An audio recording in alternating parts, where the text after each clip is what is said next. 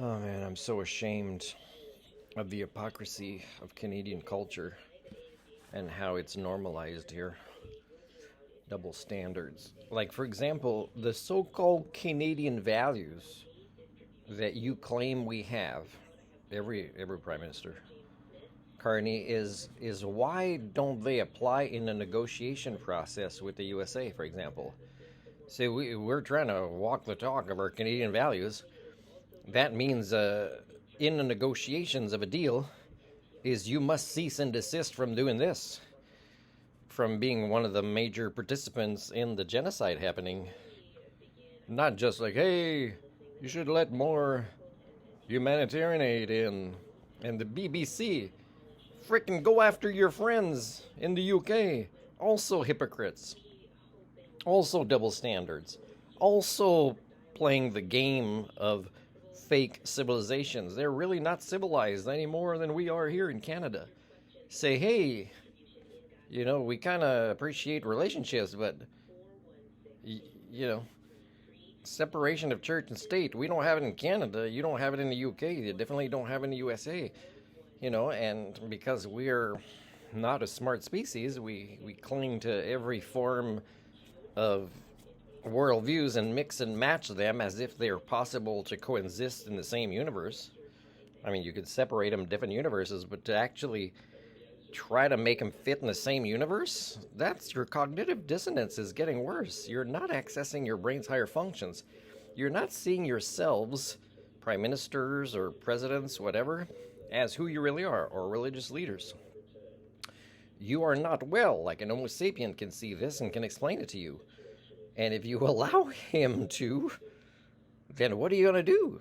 You wouldn't know what to do to act different, because acting different means such a 180 to connect to reality of who you are and applying who you claim to be in your image as a culture or what your values are. So Prime Minister Carney, do this. Say, USA, we're sorry. The things you're doing, like you started this whole thing when we already had an agreement that was renegotiated by you.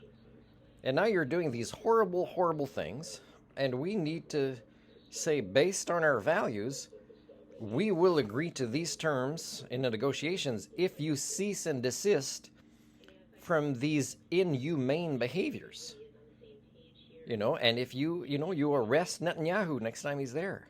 Like, how can we take you seriously if we're not hypocrites in Canada? And of course you are. The other thing is, I told you a long time ago, Prime Minister Carney, is the best deal to do with the U.S. is not to make a deal. There's already an agreement. But when they do things like tariff stuff that now it's unaffordable, then go in stages of how to respond if you're not pro-elitism to make everybody happy in the world as much as possible, but you're actually wanting to partake in Canadian cultural repair. That means make a list of what is a want for a biological entity and what is a need. For example, housing falls under need. So if there's anything related to tariffs that are outrageous, that are required for housing, building housing or infrastructure, and we don't have it here, sure, that could be something that is a different choice for you. But if we have it here, say, okay, no more, we have it here. Or go get it in a different nation that actually walks the talk of the values you claim. Not another one that also claims but doesn't walk the talk. And get your whatever items for building something that is in need. If they put tariffs on things that are wants, not needs, then help Canadians get out of their consumerism addictions and say, no more of those things. They're not needs, they're wants. I'm not going to answer that. But I'm also going to say that start with the needs. Fill them in Canada. If not, fill them where it's not the USA or anybody supporting Zionists, right? Being worse than what happened during World War II. After that, decide, okay, we filled our needs. Now let's get into the wants and how to first get those wants filled here with new jobs. New jobs shouldn't just be oil or energy or whatever. They should be related to our needs.